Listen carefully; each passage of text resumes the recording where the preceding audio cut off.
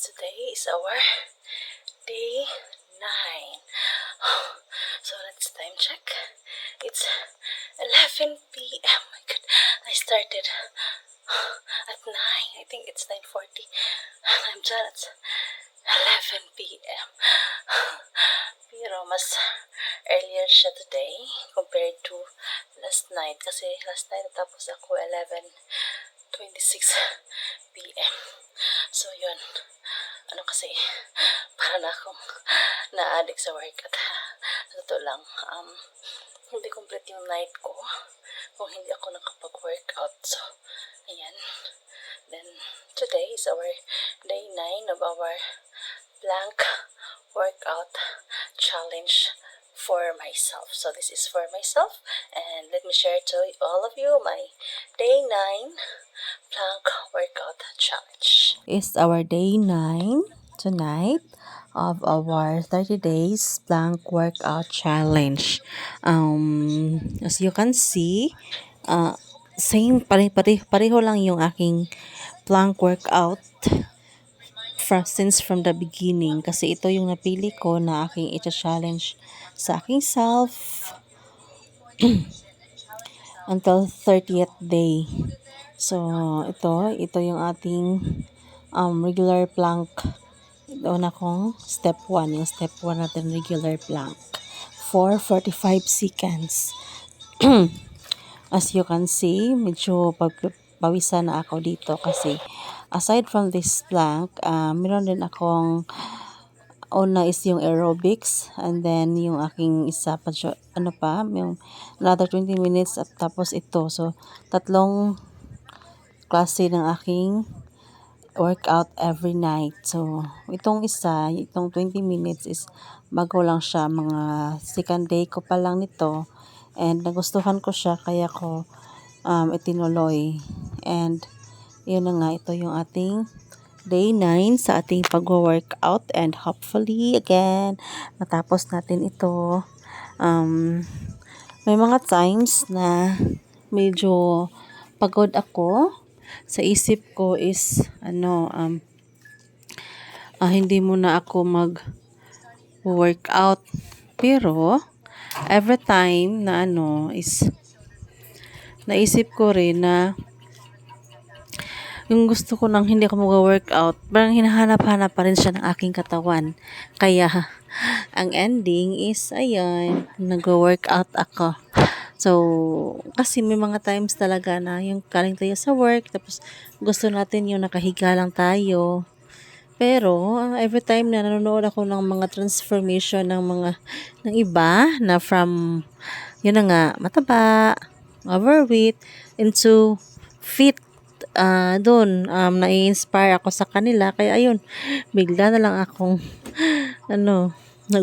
nakita ko na lang sarili ko na nag-workout na. So, ganyan. So, disiplina lang talaga sa sarili na kung talaga, workout lang tayo. Anyway, this is for our health. Hindi to para kanino man. This is for ourselves.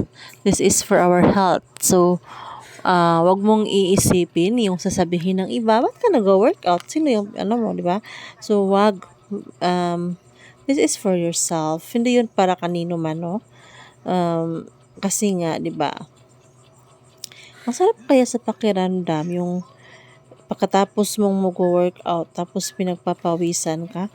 Sobrang sarap sa pakiramdam nun. Kaya, iisipin na lang natin na talagang ginagawa natin ito para sa ating sarili, hindi para sa kanila.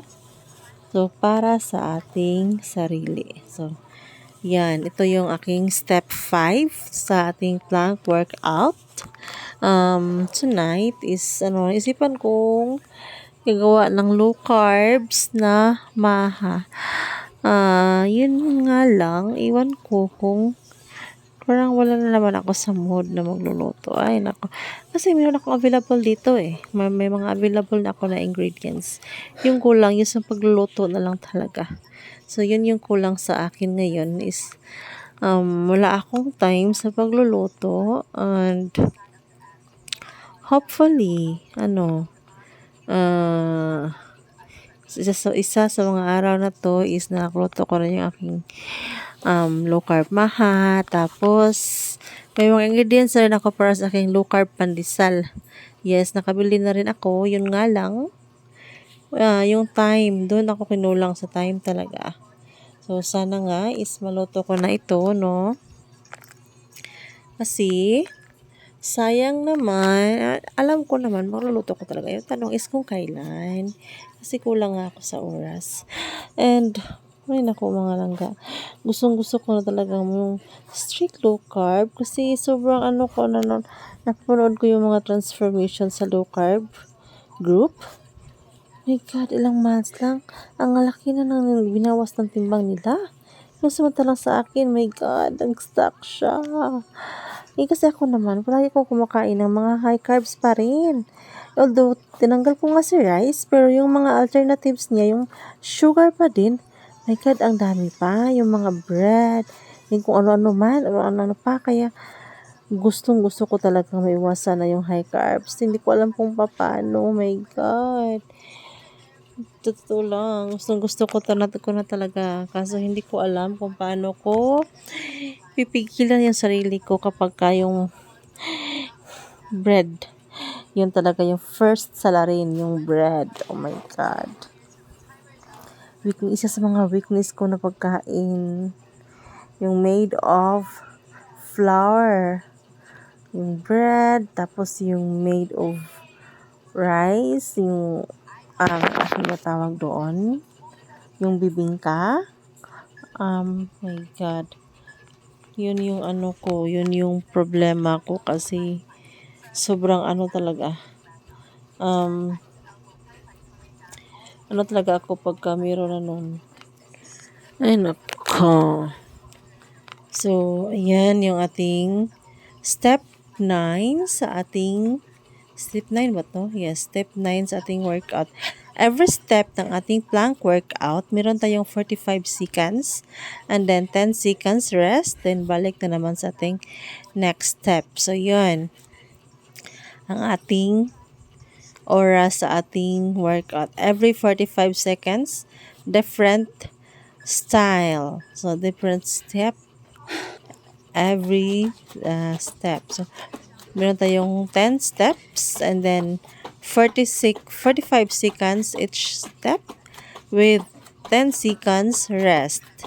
So, 10 seconds every step. So, yan.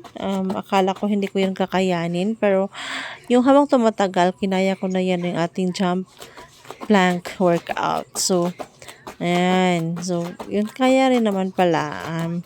Lang talaga, mindset. Yan talaga.